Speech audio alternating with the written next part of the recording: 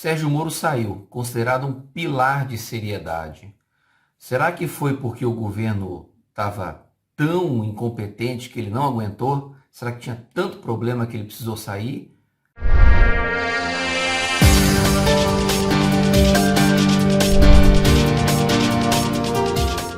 Vamos começar pelo pivô da crise, a troca do diretor da Polícia Federal.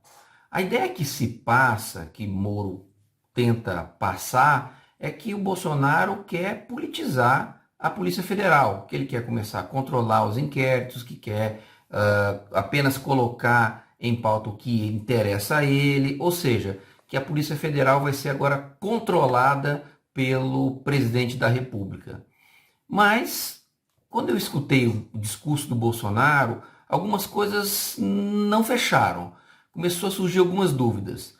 Ele falou de maneira correta. Olha o caso Marielle. Olha como a Polícia Federal se desdobrou para resolver o caso Marielle. E olha o caso da facada do candidato Jair Bolsonaro. Nada até agora. Será que existe algum tipo de politização nos órgãos públicos? Ou será que não? Claro que tem politização nos órgãos públicos. A gente passou por 16 anos de esquerda no país. É claro que alguns órgãos vão acabar se politizando mais, e de algum lado ou de outro. O que me parece, a autonomia que Sérgio Moro fala é diferente da imparcialidade.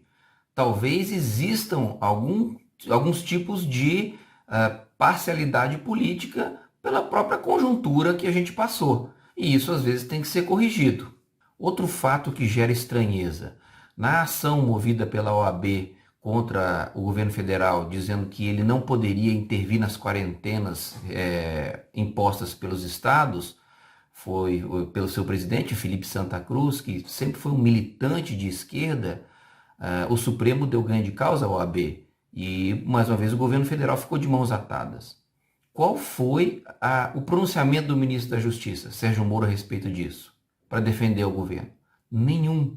Será que ele é a favor dos estados manterem a quarentena? Será que ele está contra o governo federal? Não que o governo federal fosse intervir, mas pelo menos só a ameaça de poder intervir poderia frear esse ímpeto dos estados de acabar com a liberdade dos cidadãos e de destruir a economia do país, que é o que eles estão fazendo até agora. E a última situação que eu vou citar é que ele se mostrou favorável ao uso de força policial para conter os cidadãos que estavam exercendo seu direito constitucional de ir e vir na rua durante a quarentena, dizendo que talvez fosse necessário que a polícia intervisse, que eles estariam descumprindo uma ordem. Ou seja, como é que você vai defender um ministro da Justiça em que a justiça é utilizada contra a liberdade mais básica do cidadão? Esse fato foi muito grave, a meu ver, talvez o mais grave de todos. Acho que houve uma desconexão ideológica entre o presidente e o ministro da Justiça. Algumas teorias da conspiração dizem que ele agora está se aproximando do centrão. Não, Sérgio Moro não é de direita, não é de esquerda, lógico, não é centrão, ele não é político. Sérgio Moro é um servidor do Estado, ele foi funcionário público, foi juiz durante muito tempo. Ele não tem e nem tem essa veia política para se aproximar agora, nesse momento. O que parece que não ficou bem entendido para o ministro é que a Lava Jato ela não é um fim em si própria, ela é um dos degraus da escada que vai libertar o povo brasileiro.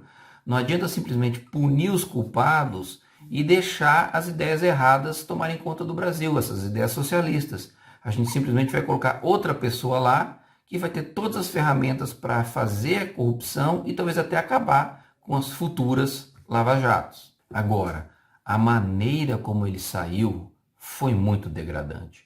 Atacar o presidente no meio dessa crise, quando ele está contra todos os governadores, quase todos, Maia, Alcolumbre, Supremo, OAB, atacar do jeito que ele atacou, sair do jeito que ele saiu, e para onde ele foi mostrar suas provas? Para a Rede Globo, que é hoje a maior defensora da falta de liberdade do povo. Ficou muito difícil de equacionar isso. Agora alguns falam para mim, nossa, você está defendendo demais o Bolsonaro. Qual é a única pessoa que está defendendo a liberdade mais básica do brasileiro, de poder sair e trabalhar, que não está falando do politicamente correto, que não está falando do sanitariamente correto? É o Bolsonaro. E aí você vê um ministro da Justiça ser contra isso. Agora, isso foi um aprendizado para todos nós. Por quê? Nós elegemos um médico porque ele cuida bem dos pacientes. Aí é um médico que não deixa seus pacientes usar a hidroxicloroquina enquanto ele está usando. Nós elegemos um policial porque ele prende os bandidos. E às vezes esse policial, quando está no poder, quer prender os próprios cidadãos em suas casas. Nós elegemos um juiz porque ele é um bom em julgar e quando ele se torna ministro da Justiça, ele é favorável a manter as pessoas presas dentro de suas casas, até mesmo com o uso da força. Nós que somos defensores da liberdade e que achamos que isso é que faz o país ir para frente, a gente tem que aprender a eleger quem tem as ideias certas, porque são essas ideias que vão levar às consequências corretas, que é diminuir esse poder imenso e centralizador do Estado e dar mais poder para nós indivíduos. Então, ficamos até a próxima. Obrigado.